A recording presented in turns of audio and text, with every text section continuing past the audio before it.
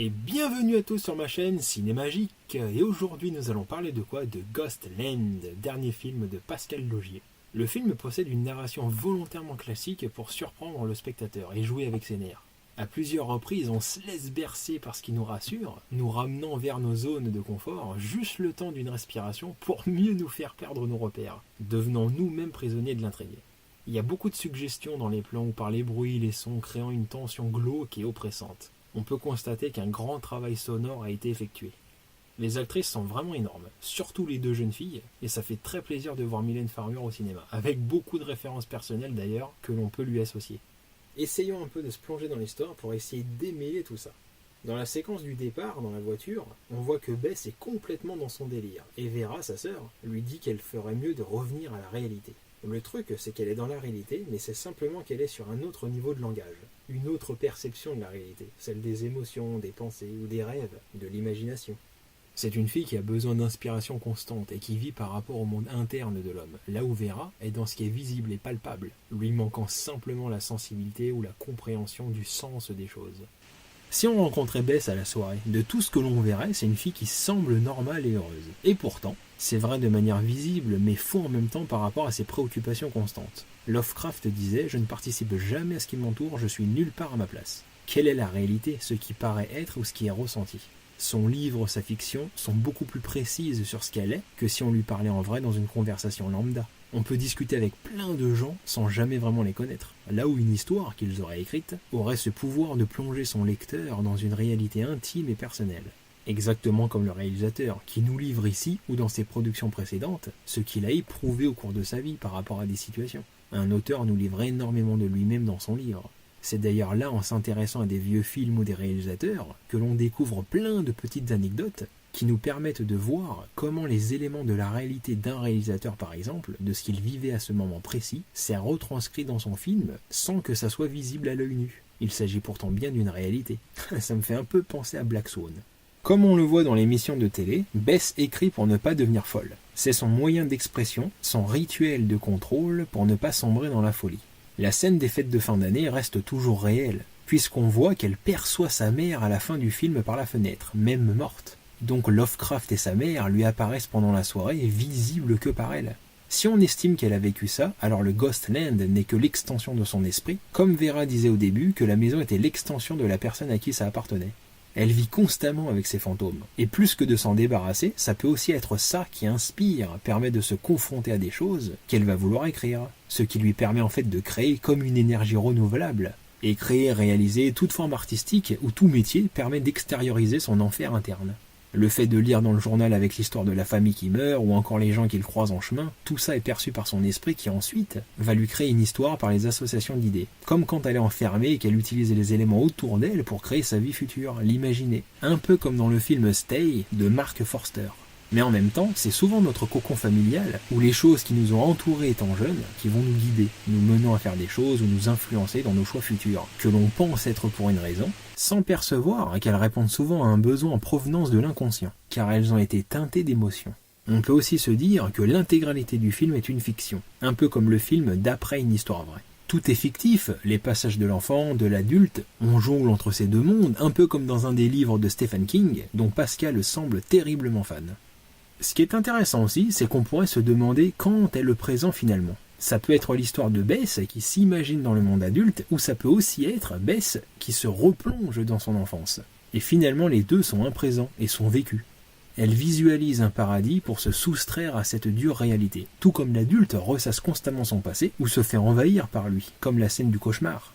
Quelque chose d'un peu plus subtil, on pourrait voir les deux sœurs comme les deux faces d'une seule et même personne.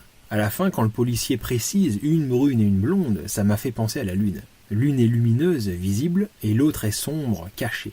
Vera avait une vie extérieure totalement refoulée en tant qu'adulte, là où Bess, c'est l'inverse.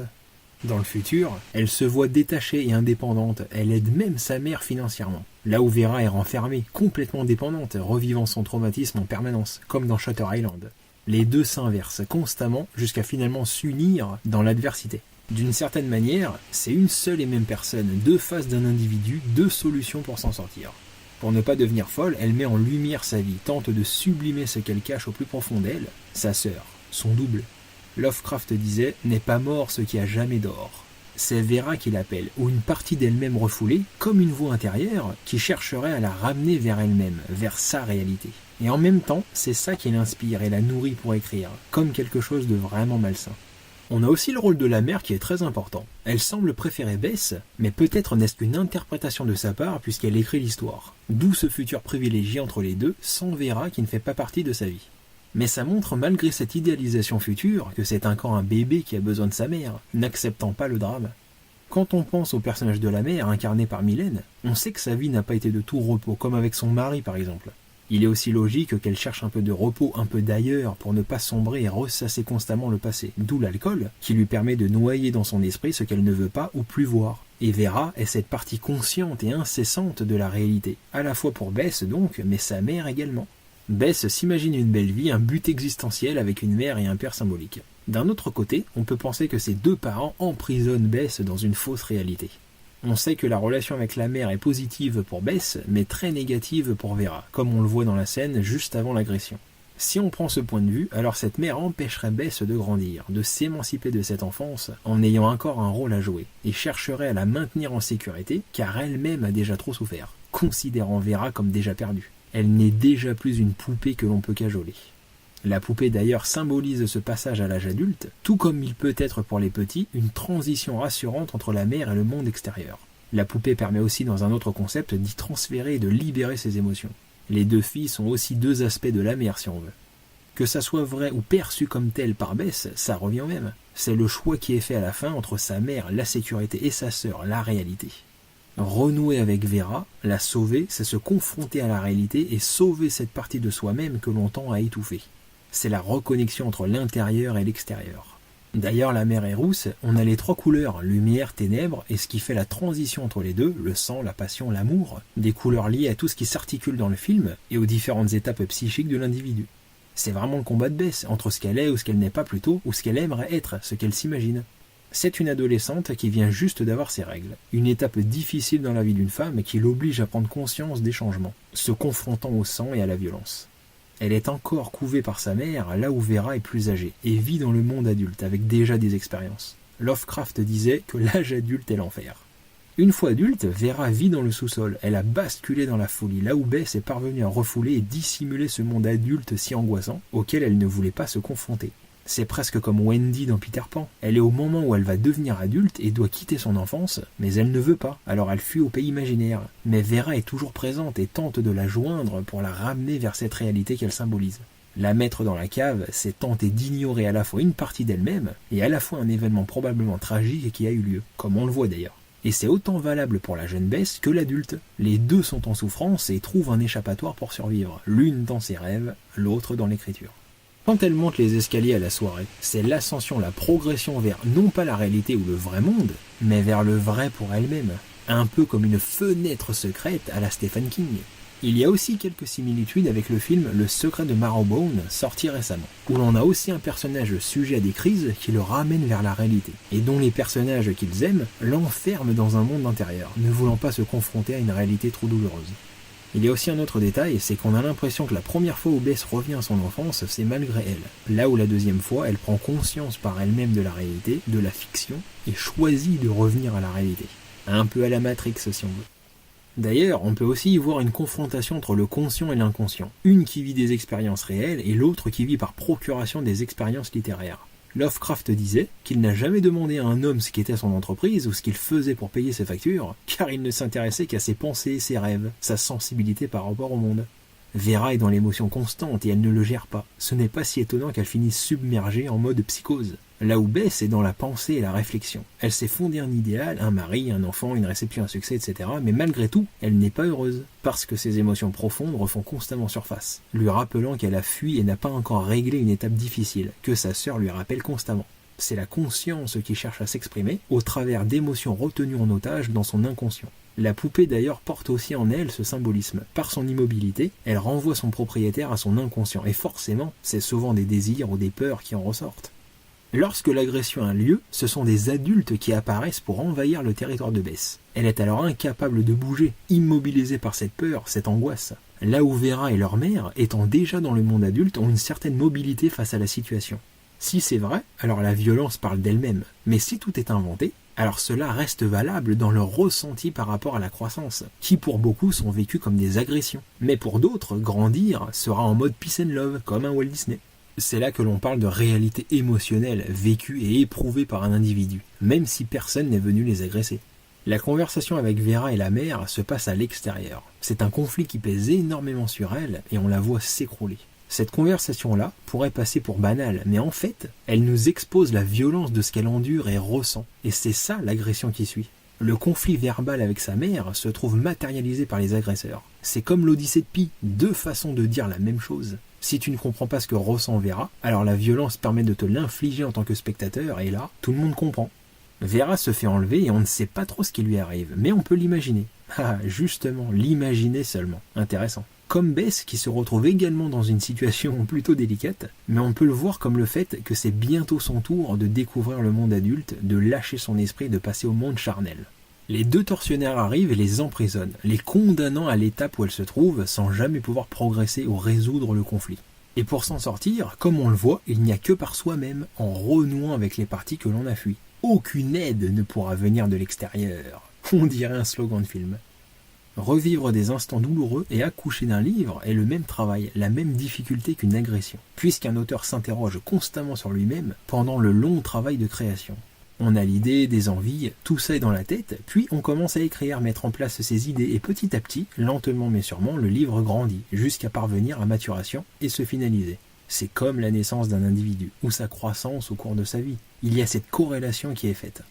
La réalité et la fiction. Deux mondes opposés mais qui se chevauchent en permanence, tout comme le corps et l'esprit. C'est peut-être pour cela d'ailleurs qu'il y a un travesti dans le film, parce qu'on joue entre la réalité et la fiction, le monde intérieur et extérieur, le mental et l'émotion, Vera et Bess, et ce à l'état constant. Vaincre ce mal, ou cette étape, c'est se vaincre soi-même et forger sa propre identité. Dans cette même perspective, on peut y voir le travail de Pascal Laugier qui s'interroge sur ses œuvres, ou même n'importe quel réalisateur qui serait fan d'un autre et qui se questionnerait sur le fait que est-ce que mon œuvre est vraiment personnelle, ou est-ce qu'elle n'est qu'un hommage ou une récurrence d'un auteur ou réalisateur que j'aime bien? Ça, c'est une question qui pourrait porter à débat sur toute l'industrie du cinéma, ainsi que sur la fameuse nostalgie d'une époque antérieure, ou encore par rapport à toutes les références que l'on voit de nos jours dans les films, qui sont faites par des réalisateurs qui ont été baignés par le cinéma d'antan. Il y a beaucoup de critiques sur les nombreuses références dans les films qui reprennent les années 70, 80, 90, mais c'est aussi parce que les nouveaux réalisateurs ont été baignés et éduqués par ces films-là, et forcément s'en inspirent. Ce n'est pas seulement de la nostalgie des années passées. Le cinéma est-il personnel à un auteur ou tente-t-il d'être comme celui d'une idole? Une grande question sur laquelle Pascal Laugier a dû se pencher. Dans ce film, le futur que l'on voit, est-ce ce par quoi elle va passer, ou le but de son existence? Elle a toujours vécu dans l'admiration de son auteur favori, et comment peut-on égaler des figures aussi emblématiques que celles du passé? Cela est aussi valable pour le cinéma d'aujourd'hui. Ici, de par son expérience personnelle, on voit qu'elle va puiser par son monde interne pour écrire, forger son propre nom, et peut-être atteindre l'excellence comme les légendes d'autrefois. Un peu comme la série Stranger Things, qui rend hommage à une époque révolue en créant sa propre identité au fur et à mesure. L'histoire qui leur arrive est une fiction, mais elle permet de mettre en scène la réalité, là où la réalité ne permet pas forcément de voir ce qui se passe émotionnellement parlant. Qui peut dire ce qu'est la réalité? Bien des gens vont au cinéma voir le même film et pourtant n'ont pas du tout la même impression, le même ressenti. Chaque individu porte son propre regard sur ce qu'il voit, et c'est ça qui est aussi riche dans les échanges, d'avoir plein de points de vue différents, et ils sont tous valables, ou vrais, puisque ressentis comme tels. Il y a aussi l'exemple le plus parlant et le plus récurrent. Une grande partie des spectateurs vont au cinéma en ayant déjà plein d'informations extérieures sur le film, leur créant une idée en avance de ce qu'ils verront. Comme si l'homme vivait constamment dans une fiction cérébrale qui influençait sa réalité ou sa perception de celle-ci. Tout est dans le ressenti et non forcément dans ce qui est. Quand on parle d'une célébrité, les gens se font une idée de la personne, mais ne savent pas ce que cette personne pense, ressent ou éprouve au quotidien, ce par quoi elle est passée. Exactement comme rencontrer un SDF dans la rue, chacun va avoir son petit avis sur lui, mais on ne fait que passer devant lui sans percevoir sa réalité. Les créations sont des fictions parce qu'elles composent, mais cette composition n'a qu'un seul objectif, placer le spectateur dans une véracité émotionnelle de la personne que l'on suit, et dont on n'aurait même pas l'idée de s'interroger au quotidien. C'est comme toutes les biopics avec la distinction entre l'artiste et la personne derrière, humaine et avec les mêmes problèmes que tout le monde, qui l'eût cru? Et la force du cinéma, c'est justement de pouvoir exprimer toutes ces différentes formes d'émotions qui passent à travers différents genres, horreur, fantastique, science-fiction, western, comédie, aventure, etc. L'écran de cinéma est comme un œil qui s'ouvre vers ces mondes intérieurs que dissimule chaque individu. Des milliards de réalités dans une même réalité. C'est dans l'illusion et le mensonge que l'on peut entrevoir la réalité d'une personne. C'est en fait le parfait miroir de la réalité, là où dans la réalité, chacun vit avec ses propres illusions, ses propres fantômes. Le titre est d'ailleurs bien choisi, tout est fantomatique, les personnages, la maison, les souvenirs, l'imagination, les mots prononcés, tout est une invention, la perception d'un auteur n'étant que les brumes du passé, l'espoir d'un futur. Ghostland est notre existence entière, toutes les pensées ou les émotions qui se jouent et continuent de vivre en nous sont comme des fantômes qui nous entourent et nous interrogent sur ce qui est vrai. À quoi ou à qui peut-on se fier? Où placer sa confiance? C'est le livre, le film, l'esprit de son auteur, de ses personnages, le monde qui nous entoure et de tout ce que le spectateur y projettera. Voilà, je pense qu'on va s'arrêter là. Il n'est pas toujours évident de discerner ce qui est vrai et faux, particulièrement dans un film ou un livre, puisque tout est fabriqué par son auteur. Mais ça reste très similaire à chaque matin lorsque l'on fonce dans la salle de bain pour se préparer, jouant entre deux images de nous-mêmes. Lovecraft résumera ça bien mieux que moi. Les hommes doués intellectuellement savent qu'il n'y a pas de différence nette entre le réel et l'irréel, que les choses ne nous apparaissent qu'à travers la délicate synthèse physique et mentale qui s'opère subjectivement en chacun de nous. Continuez à voir des films, quant à moi je vous dis à bientôt et que la magie soit avec vous.